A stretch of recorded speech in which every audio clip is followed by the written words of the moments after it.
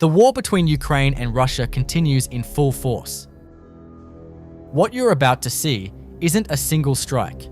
This is 50 separate moments, 50 different locations, 50 different soldiers facing the same problem from above. On foot, in vehicles, in tree lines, behind walls. It doesn't matter. Look at the patterns. The soldiers moving between positions. Spotted the moment they step into the open. The vehicles trying to use speed as protection. Already tracked before they accelerate. The ones who stop and take cover, waiting for the drone to pass. It never passes. This is what FPV warfare has done to the battlefield. 4 years ago, a soldier could move between positions with a reasonable chance of going unnoticed. Today, every movement is a gamble. Every open stretch of ground is a kill zone. Every moment you're visible, you're vulnerable. And the operators, they're not improvising. They're reading the terrain, predicting movement, waiting for the right angle.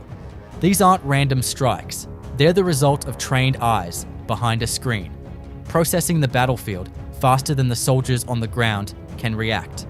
50 engagements, 50 different situations, and in every single one, the soldier on the ground is reacting. The drone operator is deciding. That gap between reacting and deciding is where this war is being won and lost, meter by meter, every single day. This soldier is making a huge mistake. He starts hitting a drone that has crashed into a trench with a stick he's picked up. After hitting the drone a few times, it explodes along with the bomb it was carrying.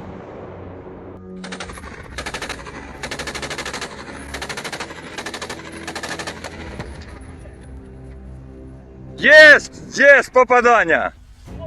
Look at this soldier. His only cover, a single pole. That's it. No trench, no wall, no building, just a narrow strip of metal between him and the drone closing in. He sees it coming. He tries to position his weapon, but every angle he finds, the drone adjusts. He can't fire without exposing himself. He can't move without losing the only cover he has. So he stays, pressed against a pole, hoping it's enough. It isn't. Trenches weren't safe anymore, so Russian soldiers moved into abandoned buildings and ruins across Pokrovsk and Donetsk Oblast. 4 walls, some cover. A place that feels more solid than an open trench. It doesn't work. The Magyar Birds, 414th UAV Brigade, don't need a clear line of sight. They enter through windows, doorways, collapsed rooftops. They follow soldiers into the spaces where those soldiers thought they were hidden. A ruined building is a fixed point on a map. It doesn't move. The operator knows exactly where to look. One by one, located. One by one, engaged. If trenches are dangerous and buildings are dangerous, where do you even go on a battlefield like this? The 44th Brigade is systematically eliminating Russian positions one by one. 2 soldiers were targeted by an FPV drone. An armored vehicle was destroyed. Cars, motorcycles, electronic warfare systems, all were wiped out. Fortified bunkers collapsed. A single operation. But take a look at this list. An electronic warfare system was disabled. Every jammer that's disabled makes the next drone attack easier. The Angel of Death unit, operating in a sanitized zone using fiber-optic drones. Fiber-optic means no signal, no jamming, no electronic warfare countermeasures can touch it, and the results show exactly why this technology matters. 6 vehicles destroyed, 3 supply depots hit, a snowmobile, an armored vehicle, and 2 quad bikes, all taken out in a single operation. Supplies cut, mobility eliminated, logistics disrupted. This is precision attrition, not a dramatic frontline clash, but a quiet, calculated dismantling of everything that keeps an enemy unit functional. Drop it in the comments. Fiber optic drones can't be jammed. Does this completely change the electronic warfare game? Soldiers down, vehicles destroyed, Enemy drones intercepted. Communications cut. The 71st Jaeger Brigade, Huntsman 71. Sumy and Kursk direction. FPV drones and bomber drones working together across multiple locations. Same operation, different targets. Notice the priority. Communications hit first. No coordination, no backup, no warning to the next position. Then the vehicles, then the drones, then the personnel. Systematic. No room to respond. Cutting comms before everything else. Is this now standard procedure on the modern battlefield?